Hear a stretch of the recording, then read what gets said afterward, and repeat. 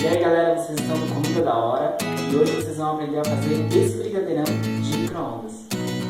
Nós vamos precisar de uma lata de leite condensado, uma lata de creme de leite, 3 ovos inteiros, uma xícara de chá de achocolatado em pó e chocolate granulado para enfeitar.